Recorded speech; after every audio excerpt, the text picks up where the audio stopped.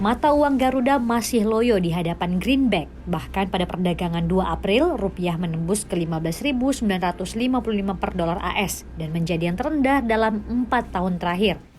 Pada 3 April 2024, rupiah masih saja tak berdaya terhadap dolar. Meski sedikit membaik, rupiah ditutup melemah 0,13% di level 15.915 rupiah per dolar AS.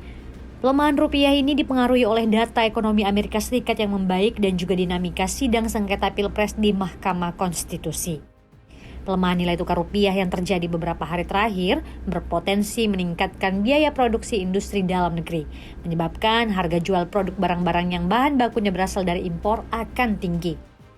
Ekonom senior yang juga merupakan Menteri Keuangan periode 2014-2016, Bambang Brojonegoro mengatakan, permasalahan itu bisa mengganggu daya saing industri dalam negeri yang saat ini trennya dalam kondisi baik. Kondisi itu tercermin dari Purchasing Managers Index PMI manufaktur yang terjaga di level ekspansif selama 31 bulan berturut-turut dengan angka terakhir pada Maret 2024 sebesar 54,2 atau naik dari angka indeks di Februari 2024 sebesar 52,7. Bambang pun mengaku was-was terhadap keberlanjutan dari angka indeks ekspansi manufaktur ke depan. Sebab jika permintaan global melambat dan permintaan domestik melemah setelah masa Ramadan dan Idul Fitri atau Lebaran yang menjadi faktor musiman berakhir permintaan terhadap barang-barang industri bisa kembali tertekan.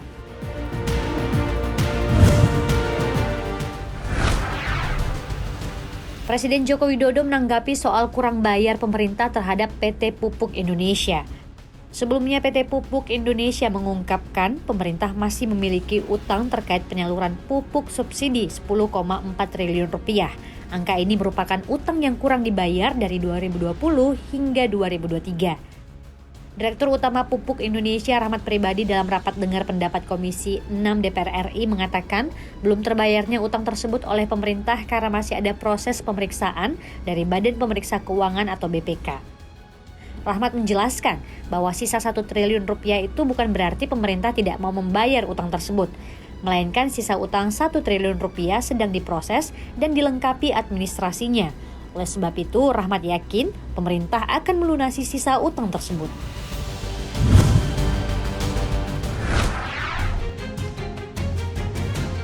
Pulau Kalimantan akan terhubung dengan jaringan kereta cepat yang dinamakan Trans Borneo Railway atau TBR.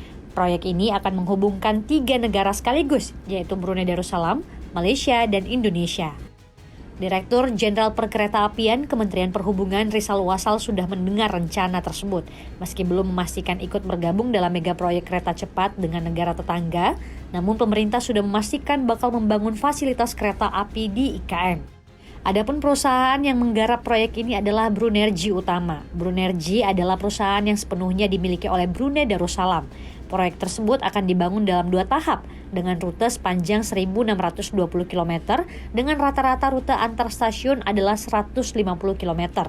Kereta akan melesat dengan kecepatan 300 hingga 350 km per jam dan setiap perjalanan memakan waktu rata-rata 30 menit. Untuk pembangunan tahap pertama akan menghubungkan kota di pesisir barat hingga timur yang dimulai dari Pontianak melewati Mempawah, Singkawang, Sambas, Kuching hingga kota Kinabalu.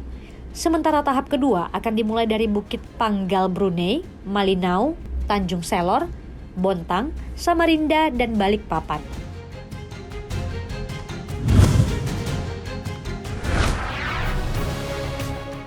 Gempa bumi dahsyat mengguncang Taiwan pada Rabu pagi dan merupakan gempa terbesar yang melanda pulau itu sejak September 1999. Menurut Pusat Badan Cuaca Taiwan, gempa tersebut bermagnitudo 7,2 di lepas pantai Hualien dan memicu peringatan tsunami di Okinawa, Jepang, serta sebagian Filipina. Gempa Taiwan juga berdampak bagi beberapa perusahaan teknologi, salah satunya Taiwan Semiconductor Manufacturing Co. (TSMC). Perusahaan pembuat chip terkemuka itu melakukan evakuasi di beberapa pabriknya sebagai tindakan pencegahan. Tak hanya perusahaan teknologi, pengelola bandar udara Nara di prefektur Okinawa juga menutup seluruh operasional mereka. Para penumpang yang berada di bandara juga diungsikan ke area terminal yang lebih tinggi. Tak hanya itu, jaringan kereta berkecepatan tinggi Taiwan THSR juga mengumumkan penghentian operasionalnya. Manajemen THSR mengumumkan seluruh layanan di jalur Nangang Zuoying ditunda. Ini juga termasuk layanan pemesanan tiket. Jumlah korban jiwa dan kerusakan belum diketahui secara pasti. Tim penyelamat Taiwan mengatakan setidaknya 7 orang tewas dan lebih dari 700 orang lainnya mengalami luka-luka imbas gempa dahsyat yang terjadi. Beberapa bangunan gedung jalan rusak sehingga pemerintah setempat menghentikan semua aktivitas pekerjaan dan sekolah.